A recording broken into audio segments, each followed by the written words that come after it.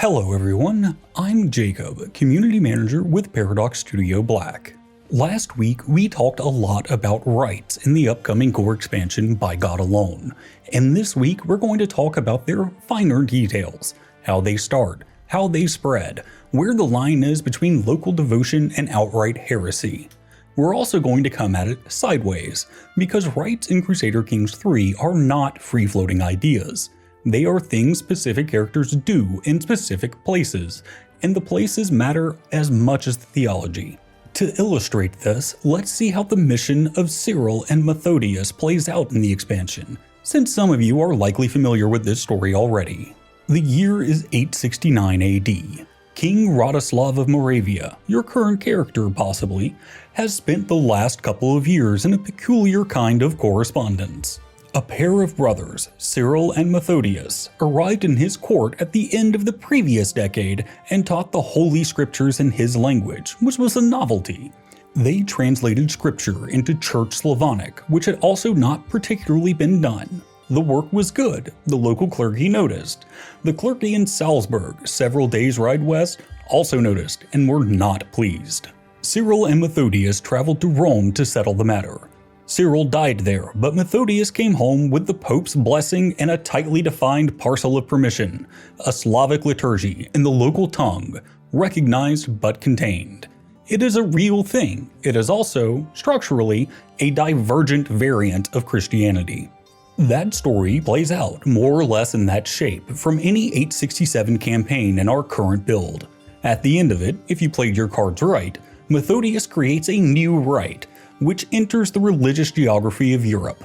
The Slavic rite is Christian, but carries anachoresis, dulia, and adaptive as its starting core tenets.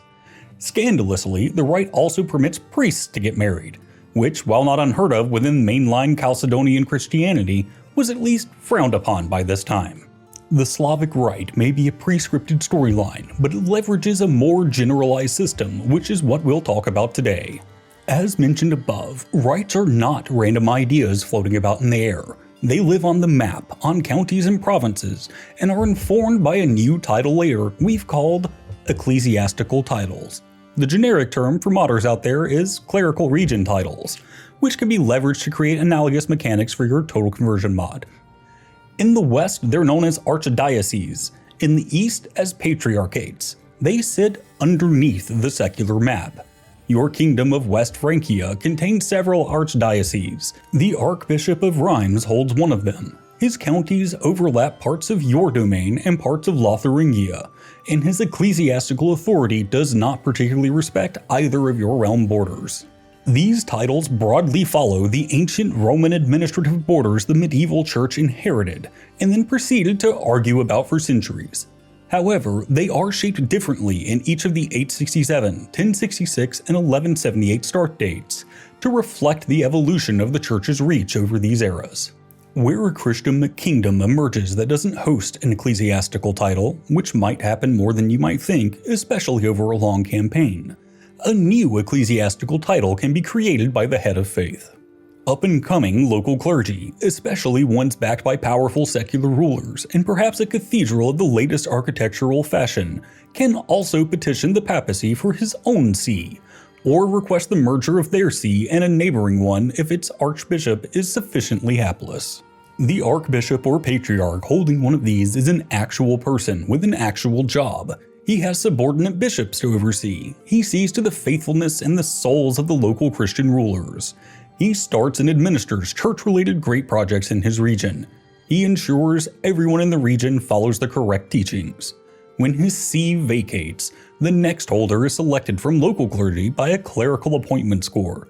We're still tuning the factors, so we're not going to walk you through the formula just yet, but the principle is that the next Archbishop of Rheims is someone you can scout before he gets there and have some influence over. The head of faith can also override the local process, parachuting in a preferred cardinal over the heads of an aggrieved local clergy. That happens sometimes. God works in mysterious ways. An important aspect of tending to your flock is to make sure they have an impressive house to worship in. Currently in Crusader Kings 3, some important cathedrals exist in fixed locations on the map as great buildings. In By God Alone, most grand cathedrals will be constructed and reconstructed when a new, more impressive architectural style emerges, dynamically via great projects. As such, they can be placed anywhere, but most commonly they will appear in designated seats of archdioceses. Construction is roughly 30 in-game years at the default rate, a lifetime in CK3 terms, or even potentially a multi-generational endeavor, and is funded by the holding archbishop and contributed to by anyone in the region who feels strongly enough about it. Local lieges, the top liege, vassals, allies, the head of faith if he likes you. Once a grand cathedral is built, it is a piece of geography you cannot ignore. It also serves as a domicile for the clergy holding it, and as such can be expanded upon over time. Cathedrals and other great buildings designated as religious sites can be turned into holy sites. This requires the head of faith to bless the site as such, and also demands it contain a holy relic of some kind. We'll save the proper holy sites dev diary for another time since it's still being iterated on, but the point we want to make today is that a cathedral elevates the archbishop who holds it. The occupant of a wealthy, well-built metropolitan see is someone the Pope listens to. The administrator of a poor see run out of an unconsecrated chapel with no relics is not. Most of the political weight that you, the player, eventually want an archbishop of yours to throw around in council comes from making him the kind of man whose cathedral is famous enough, leading to a larger flock of followers and pilgrims. Cathedrals are costly to construct, and while patronage was a major source of that wealth, much of it falls on the church to fund. So how does the archbishop get his funding? As we've mentioned previously, the new ecclesiastical government type has access to a treasury fueled by taxes, tithes, collected by the local bishops, which flows up through the church hierarchy to be used to promote the faith. This is being driven by the ecclesiastical lease, which is the contract under which Christian temple holdings are leased to clergy members. In addition to gold funneled up through the vassal realm priest structure as usual, we now also get a slice of money that flows through the organization through the treasury system. Bishops to archbishops, archbishops to pope, typically. Of course, a character can be both an archbishop and the court chaplain of a king or emperor. This gives them two sources of income, one gold-based and one treasury-based. It also gives the king in question a good reason to ensure their court chaplain is on their side and owes them lots of favors. The ecclesiastical treasury can be used for a lot of things: title creation, holding construction, mercenary contracts, holy order endowments, calling ecumenical councils, contributing to a cathedral somewhere far from Rome. It can also be squirreled away by a less than scrupulous metropolitan who needs a little cash infusion for throwing a grand feast. After all, none of us are truly free from sin. A powerful secular ruler with theocratic vassals can also violate the contract relationship. The levy the tithes decision makes every clerical vassal in your realm pay you a one-shot tribute at the cost of a large amount of piety. We expect some kings to do this occasionally. We can also expect the Pope to react when they do. So, wealthy archbishops on a map that doesn't match anyone's realm sending the Pope a monthly check on top of running their own buildings. What does any of that have to do with what they teach? A rite is the answer. Cyril and Methodius founded one. Any clergy member in the right circumstances can found one. A patriarch, an archbishop, the head of a holy order. And, as we'll detail more in the future, you have puppets you can work through to do this as a secular Christian ruler. The flow is similar to the old Create Faith interface. The founder picks tenets to elevate or demote and doctrines to swap. Each individual change carries its own piety cost, modulated by the parent faith's fervor. A modest rite that nudges one or two permitted tenets up to core is cheap. An aggressive rite that promotes an anathema is not. The interface shows you a predicted divergence number alongside each candidate change before you confirm. You or your puppet should never be doing this blindly. The tenets and doctrines you get to pick from are the ones known to you, or your clergy puppet as the case may be. You can't just make up a new theological idea you've never been exposed to before, after all. As mentioned in our last dev diary, this means studying other faiths or learning about them in some other way, like traveling far and wide, inviting foreign guests, etc. A well-traveled merchant family, for example, might well prove a wealth of foreign knowledge, and might originate some very strange ideas if they are put in a position where they can found their own right. If you truly want to be a religious innovator, you can also aim to become a herald through becoming a renowned theologian, which gives you access to tenets nobody has even heard of before. What the Slavic Rite actually did when Methodius founded it is concrete and embedded into the game. It promoted anachoresis, the Eastern contemplative Desert Fathers ideal, where the Roman Rite has apostolic succession, the institutional and hierarchical posture of top-down clergy authority. It kept dulia alongside because the Slavs were not theologically distant from Rome on the topic of saints, yet it permits clerical marriage where the Roman Rite does not. This makes their clergy married men embedded in their villages, whose moral and political incentives are different from those of a celibate Roman priest. Counties follow rites, not just faiths. This makes them convertible at faster rates if the rites are of the same faith, and metropolitans, that is, archbishops and patriarchs, will always do this within their ecclesiastical regions. A powerful archbishop who founds a new rite will quite rapidly ensure his followers adhere to the rite liturgy.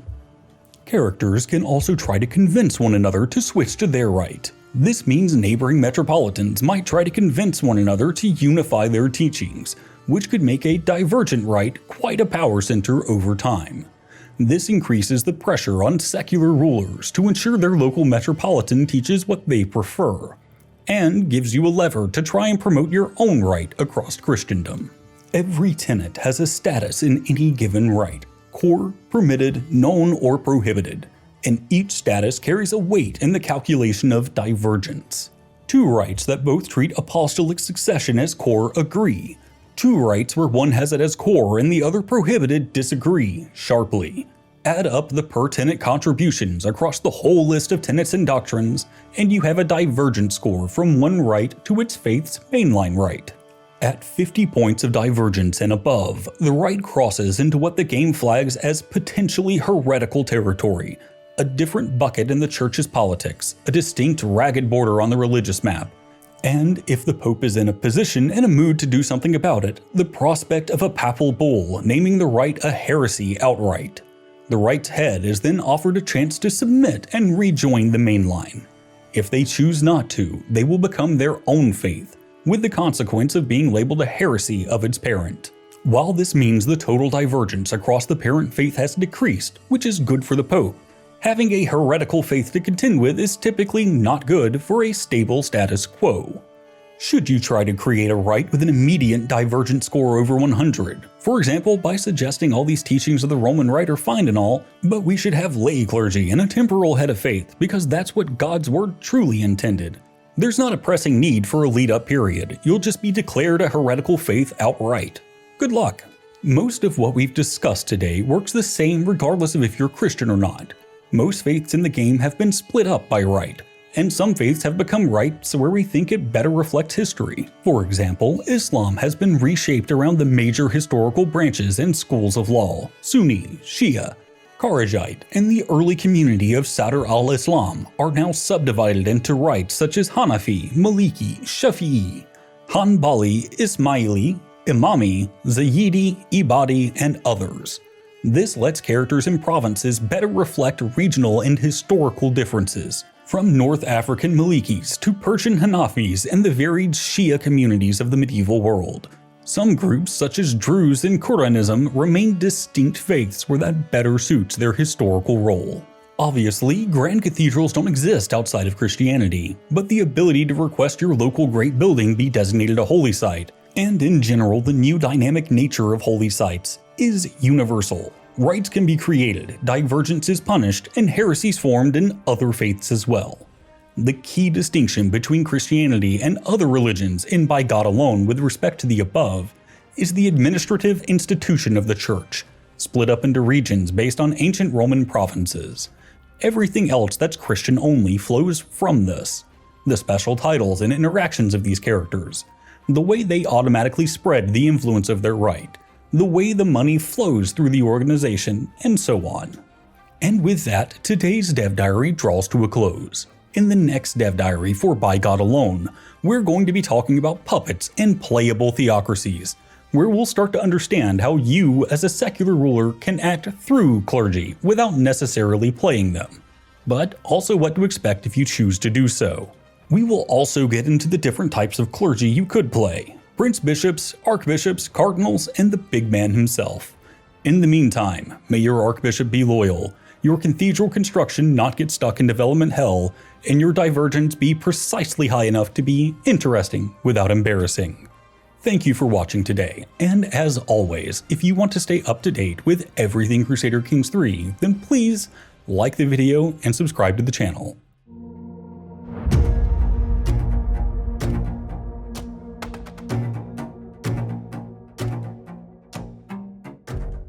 You may have noticed that I said, in the next Dev Diary for By God Alone, and not in the next Dev Diary. This is because next time we're covering Silk and Silver.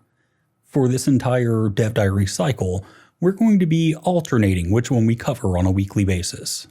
This gives us more time until release to actually share Dev Diaries with players and get their feedback on it, and it also gives the individual teams 2 weeks to write a Dev Diary instead of just 1.